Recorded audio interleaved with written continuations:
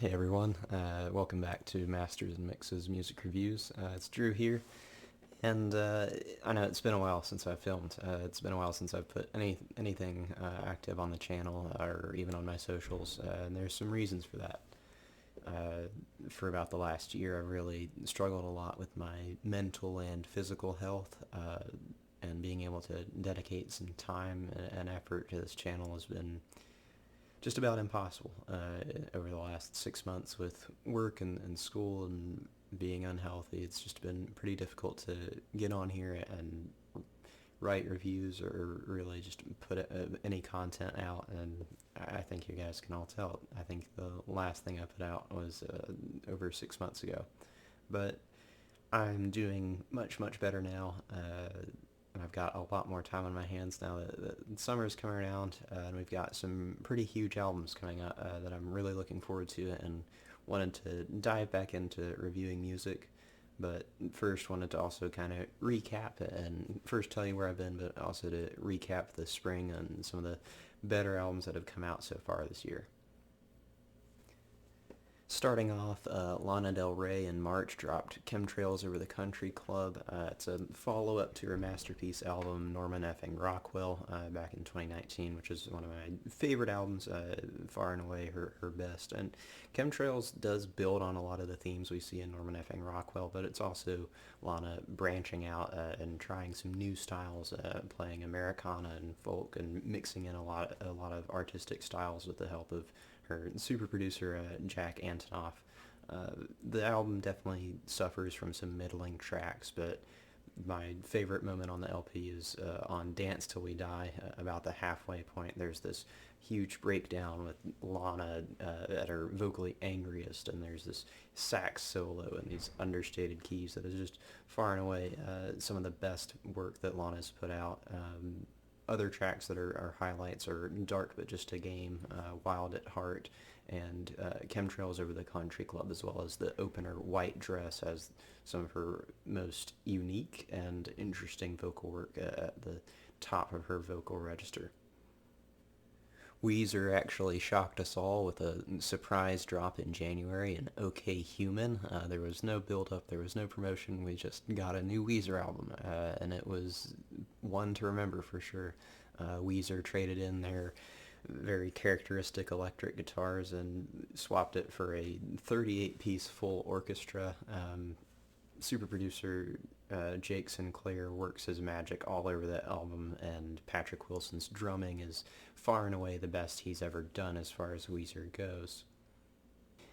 Lyrically, OK Human does suffer a lot from Rivers Cuomo's limited perspectives as far as the lyrics and the writing goes, but I do think that Dead Roses and Here Comes the Rain are some of Weezer's best tracks of all time. They're just incredible, and the keys are just fascinatingly good.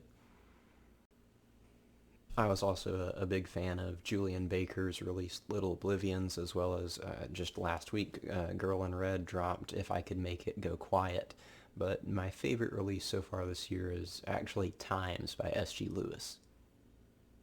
The British producer and DJ made good on the wave of essentially disco music that we're seeing resurface and branch across pop music today, with the LP taking huge inspiration from the Neptunes, Disclosure, and at points you hear bass lines from Daft Punk. But for an album that is about dancing and clubbing, Times certainly suffers from 2021's lack of nightlife or social scene. But Times is still a masterclass by S.G. Lewis in the minutiae of perfect pop production.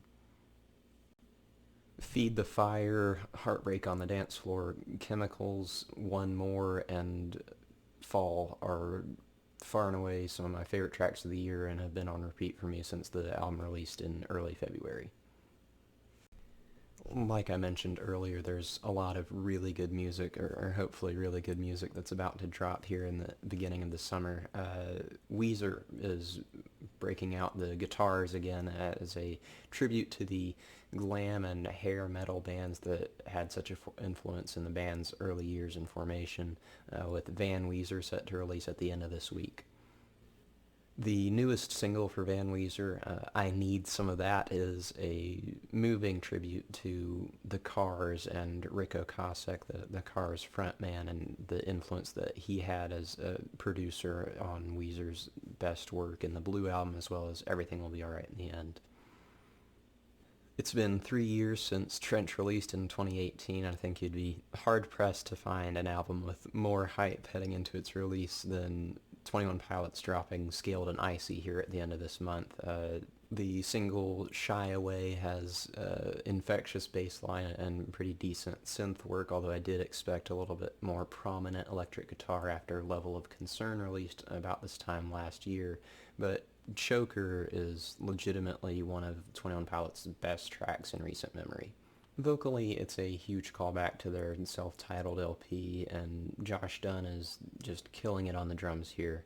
But my favorite part of this track has to be as you open into the chorus, these big waves of bass and synth and reverb just hit you and fill you with this expectation that this album is going to be one of 21 Pilots' best. If you want to stay up to date and keep an eye out for the album reviews that I have just mentioned and a few others I didn't mention, please hit the subscribe button. It helps me out a lot. You can also follow me on Facebook and Instagram too. I've put links down in the description for you to keep an eye on my socials as well. Thanks for watching. I'm coming for you, Fantano.